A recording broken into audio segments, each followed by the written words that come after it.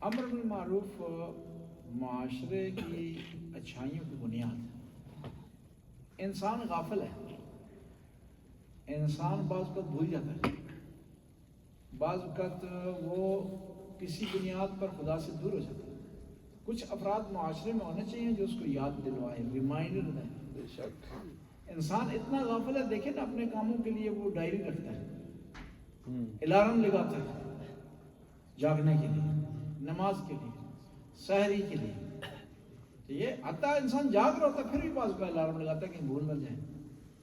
تو یہ ہے کہ معاشرے میں کچھ افراد ہونے چاہیے جو الارم کا کام کریں۔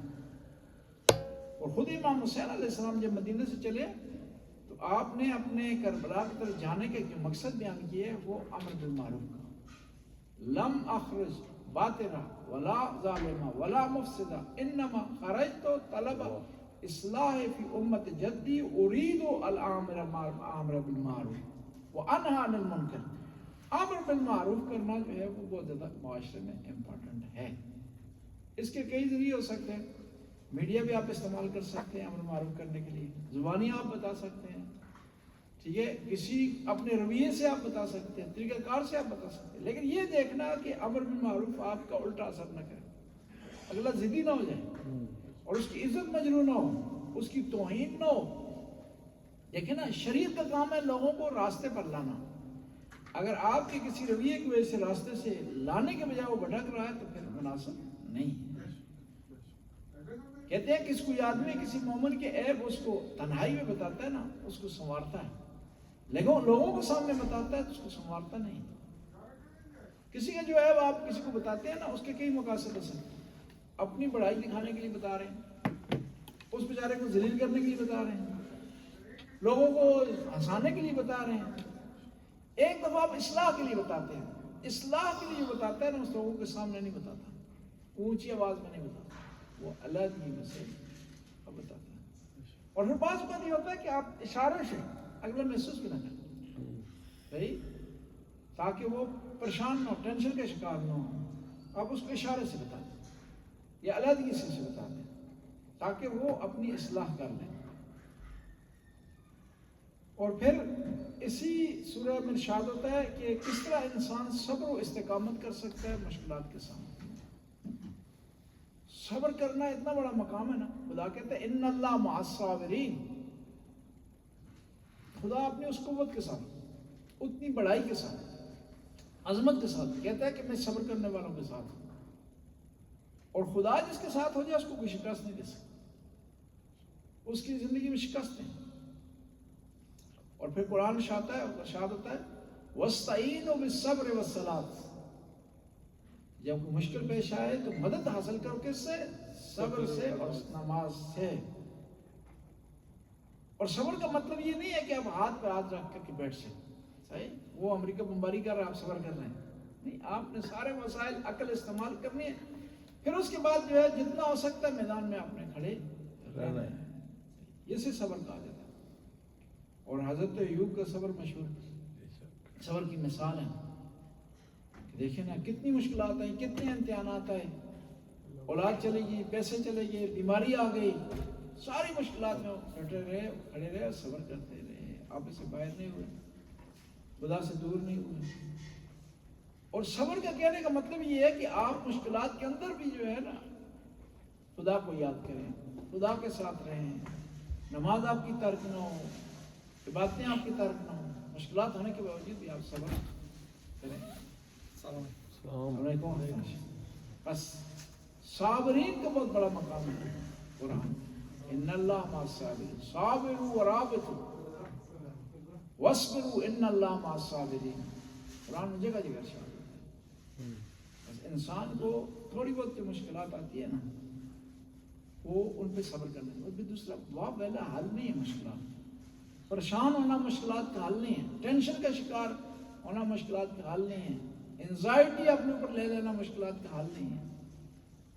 صبر کا مطلب یہ ہے کہ آپ نے وہ حل مشکلات کا تلاش کرنا ہے جس سے مشکلات حل ہوں گی، وہ کام نہیں کرنا جس سے مشکلات میں اضافہ ہوتا ہے۔ بس صبر کریں گے تو آپ کی دنیا بھی اچھی ہوگی، آخرت فارسی کا ایک مقول ہے، صبر کنی زغور حلوے درست کنی، کہ اگر آپ صبر کریں گے تو کھٹی چیز سے بھی حلوہ بن جائے گا، نہیں آپ کا جو اچھا پھل ملے گا۔ اور پھر صبر کی کس میں؟ گناہ پر صبر کرنا، یہ بھی ایک صبر کی قسم ہے۔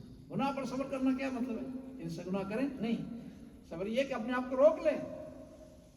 گناہ آپ کے سامنے ہے، جوان ہے، خوبصورت ہیں، آمادہ ہے گناہ، لیکن وہ اپنے آپ کو گناہ سے روک لیتے ہیں، آپ یہ آپ کا صبر۔ حرام کام آپ کے سامنے ہے، زمینہ اس کا فراہم ہے، گراؤنڈ تیار ہے، لیکن اپنے آپ کو روک لیتے ہیں، تو وہاں یہ کیا ہے؟ گناہ پر صبر کرنا۔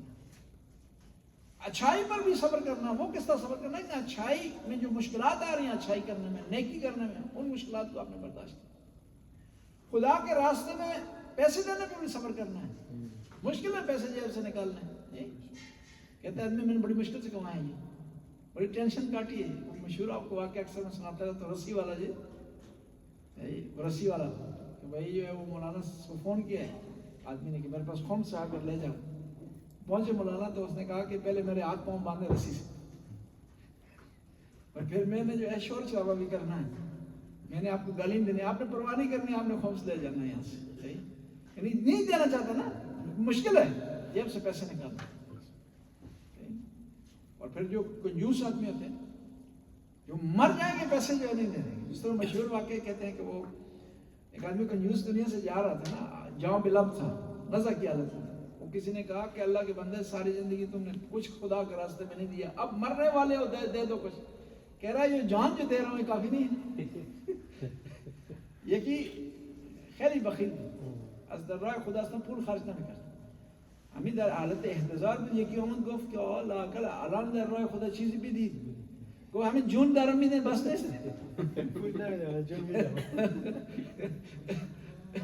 وہ جو ہے بعض کو لوگ کہتے ہیں جو نا جان دے دیں گے لیکن پیسے نہیں دیں گے خدا کے راستے میں، چمڑی جائے دمڑی نہ جائے، لیکن یہ ہے نا جو نیک بندے ہوتے ہیں خدا کے وہ پرواہ نہیں کرتے، پیسے تو دور کی بات ہے، وہ ہر جو چیز ان کی قیمتی ہوتی ہے نا خدا کے راستے میں، لن تنالوا البر حتی تنفقوا مما تحبون، کہ تم اس وقت تک کامیابی پہنچ نہیں سکتے۔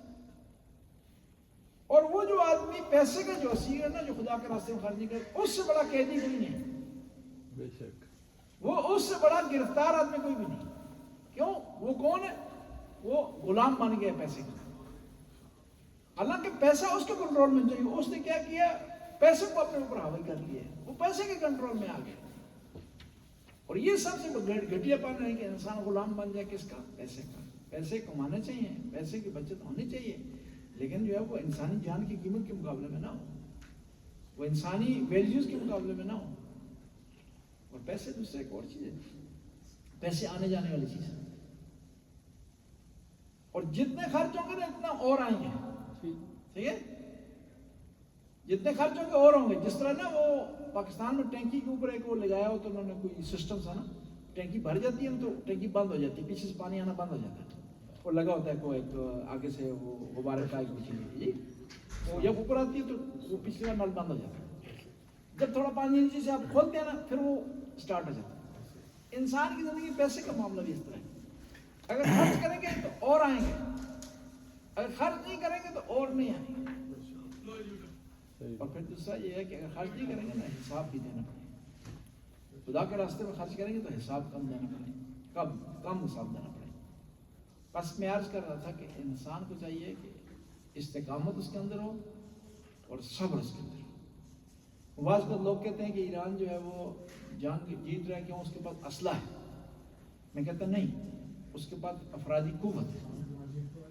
اسلحہ آپ کے پاس ہو، چلا نہ سکیں، جگر نہ ہو چلانے کا، صحیح دل نہ ہو چلانے کا، پھر وہ اسلحہ آپ کو فائدہ نہیں دے سکتا۔ اسلحہ تو تب آپ کو فائدہ دے گا کہ آپ کے پاس آدمی ہوں جو اس کو چلا سکیں، یہ وہ ٹینشن کی حالت میں چلا سکیں، اوپر دشمن کے جہاز اڑ رہے ہوں وہ غیر کے اندر سے فائر کر سکیں۔ بس یہ ضروری ہے کہ انسان کے اندر دل ہو، کیا کہتے ہیں نا فارسی میں کہتے ہیں جگر ہو، انسان پنجابی میں کہتے ہیں جگرا۔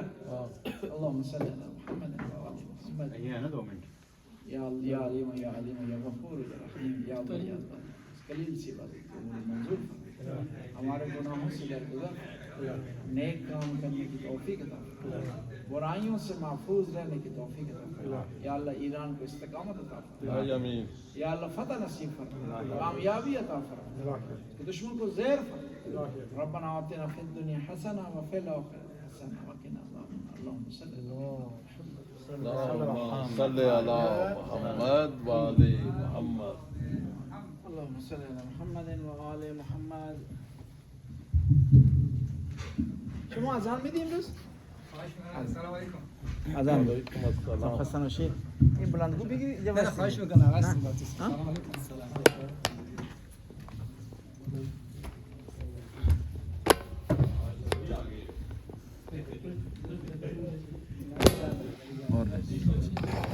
آپ ہی دے دیں جی آپ ہی دے دیں ٹھیک ہے تھوڑا پیچھے اور رکھیں